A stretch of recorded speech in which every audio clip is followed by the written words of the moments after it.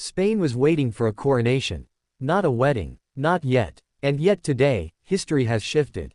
Princess Leonor, heir to the Spanish throne, is officially set to marry Prince Christian of Denmark.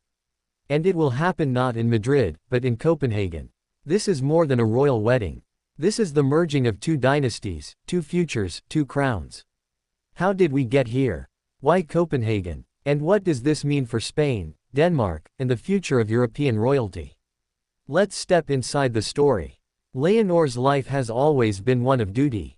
From her first public words to her military oath, everything was shaped by the shadow of her destiny, to one day be queen. But behind palace walls, Leonor grew into more than a monarch in training. She became a young woman with her own heart, her own dreams, her own quiet defiance. Prince Christian's upbringing was strikingly similar. Prepared for kingship, schooled in statecraft, molded for the throne. But those who know him say he is gentle, thoughtful, far from the distant image many expect of royalty. Their first meeting was diplomatic, not romantic, a state dinner, years ago. A handshake, polite smiles, a brief conversation. But those moments sparked something that no protocol could contain. The friendship grew slowly, hidden from public view. Texts and letters turned into visits, late-night calls, long walks through palace gardens. Soon, what began as friendship deepened into something undeniable. Still, both palaces were cautious. Would this relationship be a distraction? Would it divide loyalties, or strengthen ties? By the time Leonor turned 20, the rumors could no longer be silenced. Every royal watcher noticed their chemistry during joint appearances. Cameras captured glances, small smiles, moments that spoke louder than words. Behind closed doors, the discussions began. Could Spain's future queen truly marry Denmark's future king? What would this mean for succession, for residence, for two nations' identities? And now, the answer is clear. Yes, the wedding is confirmed. And Copenhagen will be its stage. The choice of location is symbolic.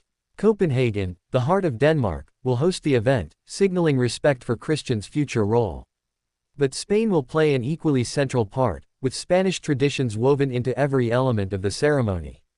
Picture the scene. The streets of Copenhagen filled with red and yellow Spanish flags alongside the Danish Dannebrog. Royal guards standing tall, carriages gleaming under the northern sun. The cathedral bells ringing as Leonor arrives, wearing a gown rumored to combine Spanish silk with Danish lace, a perfect marriage of two cultures. Christian will be waiting, dressed in full royal uniform, the weight of history on his shoulders, but his eyes fixed only on Leonor. When she walks down the aisle, the world will watch the union of not just two people, but two futures. And then comes the question everyone is asking. Where will they live? Will Leonor split her life between Copenhagen and Madrid? Will she rule Spain from afar? Palace insiders say negotiations are ongoing. Leonor will continue her preparation to one day take the Spanish throne, even after marriage.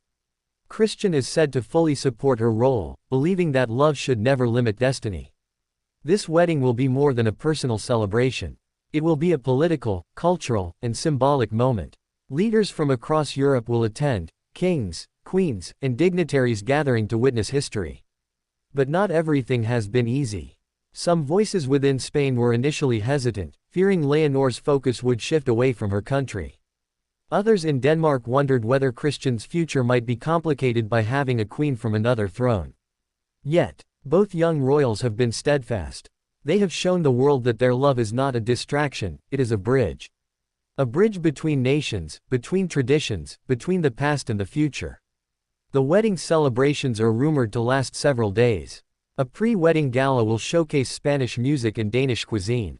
The state banquet will feature speeches from King Felipe VI and Queen Margrethe II, speeches that will almost certainly speak of unity, hope, and the next era of monarchy.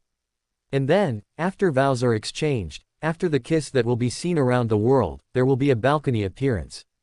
Leonor and Christian, hand in hand, waving to the thousands gathered below, symbolizing a new beginning.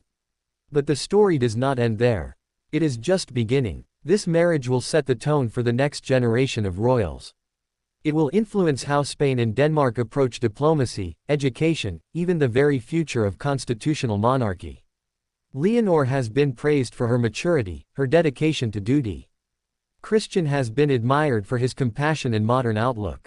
Together, they represent a new kind of royalty, one where love and responsibility walk side by side. Imagine the moment when Leonor, dressed as a bride, steps out of the carriage, hearing the roar of the crowd. Imagine Christian's face as he sees her for the first time. Imagine the silence in the cathedral as vows are spoken, the world holding its breath.